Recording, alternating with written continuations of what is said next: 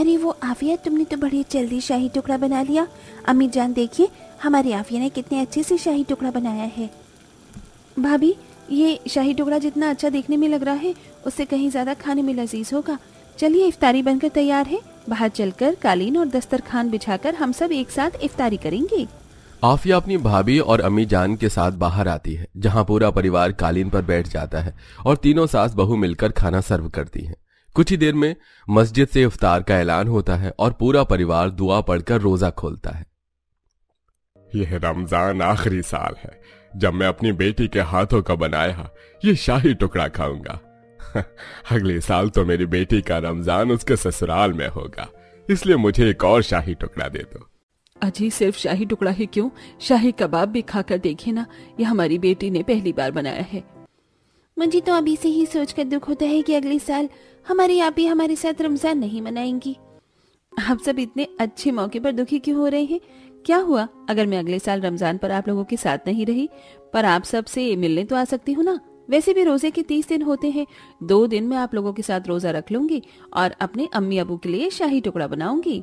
इस तरह आफिया अपनी अम्मी अब्बू और भाभी जान के चेहरे पर एक मुस्कान लाती है। कुछ देर में पूरा परिवार इफ्तारी का खाना खाकर नमाज पढ़ता है और नूर अपनी नंद के साथ मिलकर बाकी का काम करती है। सारा काम खत्म करके रात में सोते हुए आफिया अपने फियांसे आजाद से बातें करती है। तो आखिर हमारी होने वाली बेगम हमसे गुफ्तगू करने के लिए पूरी तरह से फ्री हो चुकी हैं। क्या करें, आपसे गुफ्तगू करने के लिए ज्यादा वक्त चाहिए होता है और आज रमजान का पहला दिन था और ऊपर से रोजा खोलने का वक्त। आप तो समझ ही सकते हैं कितना काम होता है। हाँ, मेरी होने वाली बेगम साहिबा मैं सब समझता हूँ। वैसे अगले साल तो तुम हमारे साथ ही रमजान मनाओगी। मुझे तो बस उस पल का इंतजार है जब तुम मेरे साथ रोजाना रोजा खोलोगी और मेरे लिए अपने हाथों से रमजान का खाना बनाओगी। इस तरह आफिया आजाद से बातें करती है और अपना फ्यूचर प्लान कर रही होती है। समय यूं ही बीतता है और बहुत जल्द रमजान खत्म हो जाते हैं और रमजान खत्म होते ही कुछ ही दिनों बाद आफिया की शादी आजाद से हो जाती है। या अल्लाह, मेरी बहू इस घर में आ गई। मुझे यकीन ही नहीं हो रहा, न जाने कब से मुझे अपनी चांद से टुकड़े का इंतजार था। अरे शबनम, बस खड़ी खड़ी बहू के दीदार ही करती रहोगी या उसे आराम भी करने दोगी? वो बेचारी भी काफी थक गई होगी।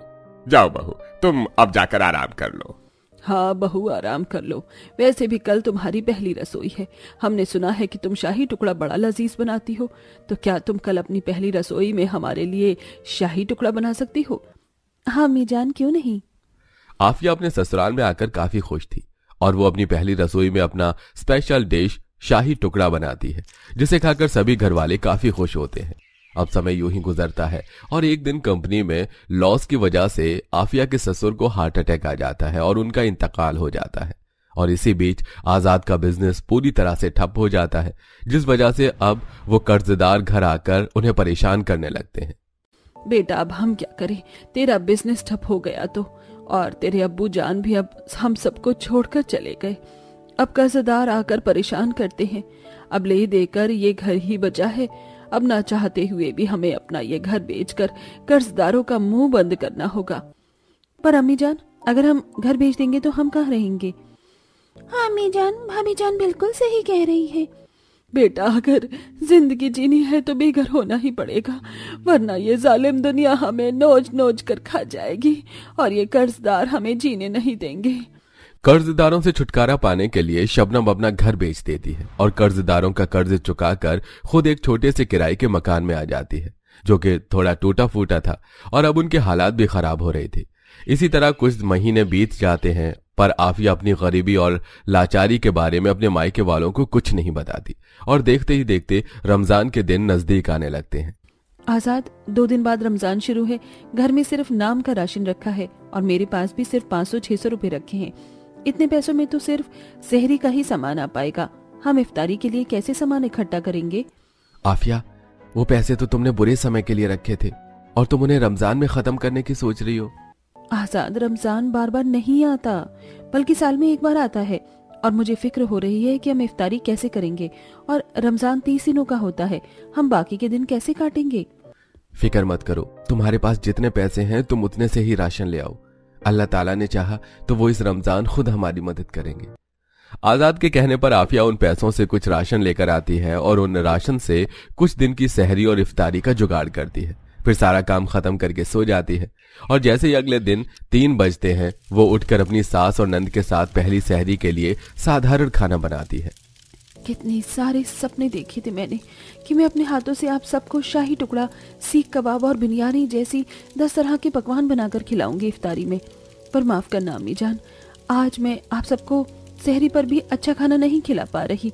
इफ्तारी की तो दूर की बात है, पर मैंने ये कुछ खजूर खरीदे थे और साथ में ये उबले हुए चने। ये खाकर ही हम अपने पहले रोजे की शुरुआत करेंगे।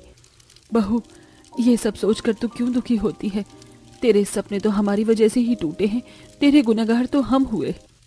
नहीं अम्मी जान, ऐसा मत बोलिए। चलिए, मस्जिद में भी ऐलान हो चुका है, सहरी का समय हो चुका है, वक्त खत्म हो जाए उससे पहले सहरी करते हैं। आफिया अपने पूरे परिवार के साथ मिलकर जमीन पर कालीन बिछाकर दस्तरखान पर खाना लगाती है और दुआ पढ़कर सहरी करना शुरू करती है। और खाना खाने के बाद सभी नमाज पढ़कर सोने के लिए चले जाते हैं।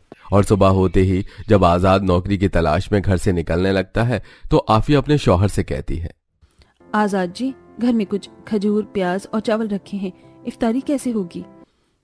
मैं बाहर जा रहा हूँ, कोई इंतजाम करके ही घर आऊंगा, तुम परेशान मत हो। इतना बोलकर आजाद वहां से चला जाता है। अब पूरा दिन बीत जाता है और जैसे ही शाम होती है वो घर आ जाता है, पर उसे कुछ काम नहीं मिलता। ऐसे ही कुछ दिन बीतते हैं। वो रूखी सूखी सहरी और इफ्तारी करके गुजारा करते हैं। वहीं इसी बीच नूर जहां अपनी बहू के साथ अपनी बेटी के पुराने अमीर घर उससे मिलने जाती है, पर उसे वहां आफिया और उसके परिवार की हालत के बारे में पता चलता है और वो घर जाकर अपनी बेटी को फोन करती है। आफिया, मैंने तुझे इतने अच्छे घर में विदा किया था, पर मैं नहीं जानती थी कि तेरे साथ ऐसा हो जाएगा। तू इतने बुरे हालातों का सामना कर रही है और तूने हमें कुछ बताया भी नहीं। इफ्तारी में 10 तरह के पकवान खाने वाली अल्लाह, मेरी बच्ची आज तू कैसे नमक रोटी खा रही है, ये सोचकर ही मेरी आत्मा कलप जा रही है। तू एक बार मुझे बताती तो सही। अम्मी, मेरी किस्मत में शायद यही लिखा था। अब मैं अपनी किस्मत से तो मुंह नहीं मोड़ सकती ना। अच्छा, मैं रखती हूँ, सुबह जल्दी उठकर सहरी का खाना भी बनाना है। आपको रमजान मुबारक। आफिया इतना कहकर फोन काट देती है और ऐसे ही 2 रोजे और पूरे हो जाते हैं। एक दिन शाम को आफिया इफ्तारी का खाना बनाने के लिए बैठती है और तभी घर का दरवाजा बजता है और जब महक दरवाजा खोलती है तो वो देखती है कि उसके घर के बाहर उसकी भाभी के मायके वाले हाथों में थाल लिए खड़े हैं। अम्मी जान, भाभी जान, आइए बाहर आइए, देखिए भाभी जान, आपके मायके वाले आए हैं और उनके हाथों में बहुत सारा सामान है। वेटर, एक एक करके सारा खाना लाइन से अंदर कालीन पर बिछा दो। ये सब क्या है? इतने सारे नौकर और आप सब? हाँ बेटा, हम। तुझे क्या लगा तू हमें नहीं बताएगी तो हम तेरी मदद के लिए नहीं आएंगे? भूल गई, हमने भी तुझसे वादा किया था कि हम तेरी शादी के बाद तेरा पहला रमजान मिलकर मनाएंगे। वेटर, जल्दी से रुमाली रोटी, पनीर टिक्का, चिकन लबाबदार, बिरयानी, शाही टुकड़ा, काजू बादाम, चेन, खजूर, ये सारे 10 आइटम दस्तरखान पर लगा दो। रोजा खोलने का समय हो चुका है। अब्बू जान, इन सब की जरूरत नहीं थी। आखिर आप ये सब क्यों लेकर आए हैं? आप दिखाना क्या चाहते हैं कि मेरा गरीब ससुराल मुझे इफ्तारी पर 10 तरह के भी पकवान नहीं खिला सकता? नहीं आफिया, ऐसा बिल्कुल नहीं है। अगर ऐसा होता तो हम तुम्हारे घर राशन लेकर आते ताकि तुम पूरे 10 तरह के पकवान रोज इफ्तारी में बनाकर खा सको। हम तो बस अपनी बेटी के साथ रमजान के कुछ दिन उसके साथ बिताने आए थे। भूल गई तुम अपना वादा? तो हमें ऐसा क्यों समझती हो कि हम तेरी गरीबी का मजाक बनाएंगे? और तू हमारी बेटी है, जिसमें तेरी खुशी उसमें हम खुश। अगर तुझे हमारी मदद नहीं चाहिए तो हम नहीं करेंगे तेरी मदद, पर हम तुझसे मुंह तो नहीं मोड़ सकते ना। हाँ मेरी प्यारी ननद, मान भी जाओ। बहू, तुम्हारे मायके वाले बिल्कुल सही कह रहे हैं। मैं भी माँ हूँ। अगर आज मेरी बेटी की भी ऐसी हालत होती तो मैं भी उसका भला ही चाहती और ऐसा ही करती। अब इफ्तारी का समय हो चुका है, चलो सब दस्तरखान पर बैठो और रोजा खोलो। शबनम अपनी बहू को समझाकर सभी के साथ दस्तरखान पर बैठती है और वो लोग खाने के पास बैठकर दुआ पढ़ते हैं। और जैसे ही अपना रोजा खोलते हैं वहां आजाद आता है और वो भी अपना रोजा खोलते हुए घर वालों से कहता है, आफिया, अल्लाह ताला ने हमारी सुन ली और रमजान के इस पाक महीने में मुझे एक अच्छी नौकरी मिल गई है। मैं बहुत खुश हूँ। ये तो बहुत अच्छी बात है बेटा। और देख बहू, तू हमें इफ्तारी में 10 तरह का खाना खिलाना चाहती थी ना, देख अल्लाह ने आज वो भी भेज दिया तेरे अम्मी अब्बू के जरिए।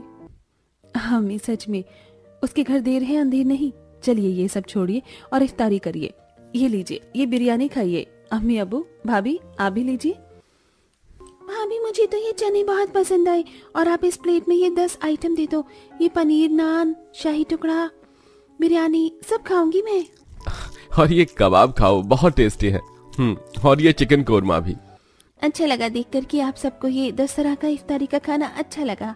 इस तरह सब लोग मिलकर इफ्तार करते हैं और 10 तरह के आइटम का मजा लेते हैं। और इस तरह आफिया के ससुराल में पहले रोज में आजाद पर आई परेशानी कम हो जाती है और आफिया के घर उसके अमीर मायके वाले इफ्तारी पर 10 तरह का इफ्तारी लेकर आते हैं जिसे पूरा परिवार मिलकर खाता है। फाइनली हम लोगों की शादी हो गई Anuj. I can't believe. But अब तुम बिलीव कर लो, साथ ही मेरे घर में रहने के लिए अपना मन भी इकट्ठा कर लो। सब कुछ जानने के बावजूद भी तुमने मुझसे शादी की है। जानती हो ना, मैं गरीब घर से हूँ और वहां पर सुख सुविधा वाली तुम्हारे अमीर घर जैसी कोई चीज नहीं है। बहुत अच्छे से जानती हूँ, तुमने मुझे सब कुछ पहले ही बता दिया था और तुम्हारी यही ईमानदारी और तुम्हारा प्यार करने का तरीका मुझे तुम्हारा बना गया और मैं पूरी जिंदगी तुम्हारे साथ अच्छे से बिता सकती हूँ। आई होप ऐसा ही हो। दरअसल आराध्या के माता पिता एक गरीब से उसकी शादी करवाने के लिए राजी नहीं थे, इसलिए दोनों कोर्ट मैरिज कर लेते हैं। फिर अनुज आराध्या को अपने घर ले आता है जहां सबको नई बहू के आने की खबर होती है, तो वो थोड़ा बहुत फूल पत्तों से घर को सजा कर रखते हैं। अनुज की माँ गायत्री बहू का चावल से गृह प्रवेश करवाती है। अरे मोरी मैया, मेरी बहू तो चांद का टुकड़ा है, चांद का टुकड़ा। ऐसी बहू तो मैं दिया लेकर भी नहीं ढूंढ पाती। हाँ माँ जी, मेरे देवर जी बहुत प्यारी देवरानी लाए हैं मेरे लिए। मैं बहुत थक गई हूँ, मेरा रूम बता दीजिए। वैसे तो मुझे यहीं से ही बहुत छोटा घर दिख रहा है, मैं रह भी पाऊंगी भला यहाँ? हाँ हाँ बहू, तू थक गई होगी ना, आराम कर ले। खाने पीने को कुछ चाहिए? नींबू पानी लाऊं? नींबू पानी नहीं, मुझे बहुत गर्मी लग रही है। कोल्ड ड्रिंक चाहिए, वो लेकर आ जाइए। Cold drink? अच्छा ठीक है, ले आएंगे। सास अपने बड़े बेटे विक्रम को दुकान से कोल्ड ड्रिंक लाने को कह देती है। वो जैसे ही कोल्ड ड्रिंक आराध्या को देता है तभी जेठानी के दोनों बच्चे राजू और रिंकी कोल्ड ड्रिंक को देख उछलते हैं। ओ वाह, कोल्ड ड्रिंक, कोल्ड ड्रिंक, हमारे घर में कोल्ड ड्रिंक आई है रिंकी दीदी। ये मम्मी पापा दादी चाचू, मुझे भी कोल्ड ड्रिंक पीनी है, दीजिए ना। नहीं, तुम लोगों को कुछ नहीं मिलेगा, ये तुम्हारी चाची के लिए। चलो जाओ कमरे में। नहीं नहीं नहीं। आराध्या कोल्ड ड्रिंक पी ही रही होती है कि राजू उसके हाथ से छीनकर गिरा देता है। मैं पीऊंगी। ओहो, ये तुम लोगों ने क्या किया? तुम लोगों को मैनर्स नहीं है क्या? किसी के साथ ऐसा करते हैं? आराध्या, वो छोटे बच्चे हैं, तुम्हें ऐसा नहीं कहना चाहिए था। अच्छा, और इन्होंने जो मेरी एक्सपेंसिव साड़ी खराब कर दी उसका क्या? ऊपर से कोल्ड ड्रिंक भी नहीं पीने दी। कर तो ऐसे रहे जैसे कभी कोल्ड ड्रिंक पी ही ना हो। अब तुम्हें क्या पता आराध्या, बच्चों के सामने आज पहली बार कोल्ड ड्रिंक, जिसके लिए वो न जाने कब से जिद कर रहे हैं, पर तुम्हारे एक कहने पर मेरे परिवार वाले ले आए। भाभी आराध्या की तरफ से मैं माफी मांगता हूँ। बच्चों, मैं तुम्हें कल पिला दूंगा, आज बची हुई कोल्ड ड्रिंक चाचू को पीने दो। अब क्या मेरे इतने बुरे दिन आ गए हैं? मैं बची हुई कोल्ड ड्रिंक पीऊं? मुझे नहीं पीना, इन बच्चों को ही दे दो। ये कहते ही आराध्या अनुज से कमरा पूछ कमरे में चली जाती है। माँ, भैया, भाभी, आप तो जानते हैं वो बहुत बड़े घर से आई है, उसके लिए इस घर में एडजस्ट करना थोड़ा मुश्किल है, आप मेरा साथ देना। कोई बात नहीं देवर जी, आप परेशान मत होइए, हम आपके साथ हैं। देखना धीरे धीरे वो भी इस घर में घुल जाएगी, उसे इतना प्यार जो देंगे। हाँ बेटा, जा तू बहू के पास जा। ये सुन अनुज कमरे में चला जाता है जहां आराध्या छोटे कमरे की वजह से चिड़ी हुई रहती है और मच्छरों से परेशान होती है, तो अनुज मॉर्टिन जला देता है। अगले दिन सास बहू से पहली रसोई में खाना बनाने को कहती है। तब माँ जी, आपको पता है ना, मैं एक अमीर घर से आई हूँ। वहाँ मेरे घर में चूल्हा नहीं था, माइक्रोवेव था, 4 बर्नर की गैस थी। अगर वो होता तो मैं बना देती, लेकिन मैं यहाँ पर कोई काम नहीं करने वाली। अरे हाँ बहू, तू चिंता मत कर, मैं खाना बना देती हूँ, तो बस हाथ लगा देना। ये कहकर गायत्री खुद ही मीठा बनाकर बहू का हाथ लगवा देती है। गरीब ससुराल में आराध्या परेशान होती है, चिढ़कर बात करती है, घर में हाथ नहीं बटाती, बच्चों को कमरे में नहीं आने देती। एक शाम बहू को सूखी सब्जी खाने को मिलती है तो प्लेट दूर कर देती है। हद हो गई है, यहाँ पर तो डाइनिंग टेबल भी नहीं है, ऊपर से ये सूखी सब्जी खाऊंगी मैं, साग वाली? बिल्कुल नहीं। अरे कोई दाल मखनी, मटर पनीर, शाही पनीर, चाप बनाइए ना। मुझे समझ नहीं आता आराध्या, तुम घर में इस तरीके से बिहेव क्यों कर रही हो? तुम्हें पता है ना मेरे घर की स्थिति। मुझे तो लगा था धीरे धीरे एडजस्ट करोगी, लेकिन नहीं। छोड़ो, मुझे खाना ही नहीं खाना। आराध्या गुस्से में घर से बाहर जाकर बैठ जाती है। अरे अनुज, तुझे उसको ऐसे नहीं बोलना चाहिए था। तू जानता है ना उसके लिए यहाँ रहना कितना मुश्किल है। मैं ऐसा करता हूँ, दुकान से पनीर ले आता हूँ, राखी कुछ दिन अच्छा खाना बना लेना।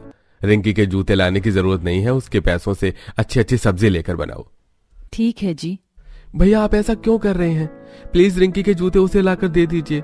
आप जानते हैं प्राइवेट स्कूल में कितना मजाक बनता है बच्चों का। अरे तू चिंता मत कर। विक्रम खाने पर से उठकर दुकान से उधार पनीर ले आता है और राखी पनीर की सब्जी बना देती है, जिसे अमीर बहू खा लेती है। और बेटी के जूते के पैसों से अगले दिन राखी अच्छे अच्छे सब्जी, पनीर, चाप ले आती है और खाना बनाकर देवरानी को खिलाती है। अगले दिन जब रिंकी और राजू अमीर बच्चों के साथ बाहर खेल रहे थे तो वो दोनों को धक्का मारकर गिरा देते हैं। अरे ये दोनों गरीब हैं, तुम्हें इनके फटे हुए कपड़ों से दिखाई नहीं देता क्या? इनको हमारे साथ खेलने के लिए मत बुलाया करो। हाँ, ये बहुत गरीब बच्चे हैं, इतने कि इन्होंने तो कभी सिनेमा हॉल में जाकर कार्टून वाली मूवी भी नहीं देखी होगी। और उसके बाद पता है हमारे मम्मी पापा हमें पिज्जा बर्गर खिलाने बड़े से मॉल में ले गए थे। हाँ, मेरे मम्मी पापा भी सैटरडे संडे घूमने ले जाते हैं और अच्छे रेस्टोरेंट में खाना खिलाते हैं और शॉपिंग करवाते हैं। मेरे जूते बहुत ब्रांडेड हैं और उनकी चप्पल फटीचर। कपड़े देखो। चलो निकलो यहाँ से। हम नहीं जाएंगे यहाँ से, समझे तुम? अब मैं अपने छोटे भाई के साथ यहीं खेलूंगी, तुम गरीब लोग यहाँ नहीं खेलोगे। राजू मना करता है तो वो दोनों बच्चे रिंकी और राजू को धक्का मार देते हैं। ये सब होता हुआ आराध्या देखती है और बच्चों को चुप करवाती है। चाची, उन्होंने हमें गिरा दिया। काश हमारे मम्मी पापा हमें भी अच्छे कपड़े दिलाते और सिनेमा हॉल में मूवी दिखाने ले जाते, अच्छा अच्छा खाना खिलाते, लेकिन मम्मी तो 10 रुपए की आइसक्रीम भी नहीं दिलाती हैं। बेचारे बच्चे, घर के हालात इतने बुरे हैं कि इनको इतना भी खुशी नहीं मिल रही। माँ, हमें सिनेमा हॉल दिखाने ले जाओ ना माँ, अच्छा अच्छा खाना खिला दो, वरना हम स्कूल नहीं जाएंगे। हाँ माँ, मैं भी स्कूल नहीं जाऊंगा अगर आपने हमें सिनेमा हॉल में कार्टून वाली मूवी नहीं दिखाई तो। एक थप्पड़ मारूंगी खींच के, दोबारा से इस तरीके से बात की तो। बाहर के बच्चों के साथ बिगड़ गए हो तुम। तो यही समझते हो पैसे पेड़ पर उगते हैं? गुस्से में राखी दोनों बच्चों के कान पकड़कर उन्हें अंदर ले आती है। आराध्या को बहुत बुरा लगता है। कुछ देर बाद गली की औरतें गायत्री को सुना रही होती हैं। क्यों रे गायत्री, तेरी नई बहू आ गई है, घर में कोई काम धाम नहीं करती क्या? मेरा एक बेटा है जो मामूली सी 5000 की नौकरी करता है, फिर भी देख ले घर के बाहर स्कूटी खड़ी है। तेरे 2 बेटे हैं, तुम्हारे घर पर एक साइकिल भी नहीं। इतनी गरीबी है क्या घर में? मैं तेरी किसी बात का जवाब नहीं देना चाहती। जवाब तो तू तब देगी ना गायत्री, जब खाने को कुछ होगा तेरे घर में। तेरी अमीर बहू के आने का कोई फायदा नहीं हुआ। मैं होती तो उसके घर से अच्छा दहेज मंगवाती। इनकी इतनी हिम्मत, अब तो मुझे जवाब देना ही होगा। आराध्या बाहर जाकर औरतों से कहती है, आंटी जी, मैं अपने घर से दहेज लाऊं नहीं लाऊं इससे आपको क्या? और मेरे ससुराल वाले इतने अच्छे हैं कि उन्होंने मुझसे दहेज नहीं मांगा। मेरी सासू माँ आपकी तरह लालची नहीं है। अपने काम से काम रखिए। सास को अच्छा लगता है बहू बाहर वालों को मुंह तोड़ जवाब देती है। घर की स्थिति देखकर उसका मन बदल जाता है और अब सास जेठानी के साथ छोटी छोटी चीजों में मदद करवाती है और रात भर सोते समय घर वालों के बारे में सोचती है। अगली सुबह सबको बर्तन बजाकर उठा देती है। उठिए उठिए जल्दी से सब लोग, अब रेडी हो जाइए। आज हम सब सिनेमा हॉल में मूवी देखने जा रहे हैं। बहू, पता भी है सिनेमा हॉल की टिकट बहुत महंगी होती है और वहाँ का खाना भी। हम सब पर इतने पैसे नहीं हैं। हाँ आराध्या, मुझे पता है तुम बच्चों के कहने पर कर रही हो। आराध्या, मेरी सैलरी अगले महीने आएगी, अभी जाना ठीक नहीं होगा। अरे मैं बोल रही हूँ ना, हम सब आज संडे के दिन शॉपिंग करने जा रहे हैं, मूवी देखने जा रहे हैं और अच्छा अच्छा खाना खाने भी। अभी और इन सब का खर्चा मैं उठाऊंगी। और मुझे पता है माँ जी, आप मेरे मायके के पैसे नहीं लेंगे, इसलिए मेरे जो पर्सनल सेविंग के हैं वो मेरे साथ इस घर के भी हैं, उसी को मैं आपसे शेयर कर रही हूँ। प्लीज मना मत कीजिए। ये सुनते ही दोनों बच्चे उछलने लगते हैं। ये आज तो हम कार्टून वाली मूवी देखेंगे और अच्छा अच्छा खाना भी खाएंगे। चलिए हम सब मजे करेंगे। फिर सब लोग तैयार हो जाते हैं। आराध्या सबको शॉपिंग मॉल ले जाती है और अच्छे अच्छे ब्रांडेड कपड़े दिलाती है और डिनर भी करवाती है, साथ में कार्टून वाली मूवी दिखाती है। अरे वाह, कितना बड़ा टीवी है ये। आखिर मैंने भी पहली बार सिनेमा हॉल देख ही लिया। थैंक यू आराध्या, मेरी फैमिली को खुश करने के लिए। चुप करो, ये मेरी भी फैमिली है। मूवी देखने के बाद सब बड़े से 5 स्टार होटल में खाना भी खाते हैं। माँ जी, जेठ जी, आप सभी से मैं माफी मांगना चाहती हूँ। शुरुआत में मैंने आप सबके साथ बहुत रूडली बिहेव किया, लेकिन अब मुझे समझ आया परिवार का प्यार क्या होता है और अब से मैं हर परिस्थिति में साथ दूंगी। मेरी बड़ी बहू ने सही कहा था, मेरी छोटी बहू इस घर में घुल मिल ही गई। इसी के साथ आराध्या अपने गरीब ससुराल में खुशी खुशी रहने लगती है और पति की अपनी जान पहचान से अच्छी कंपनी में काम लगवा देती है, जिससे धीरे धीरे उनकी आर्थिक स्थिति सही हो जाती है।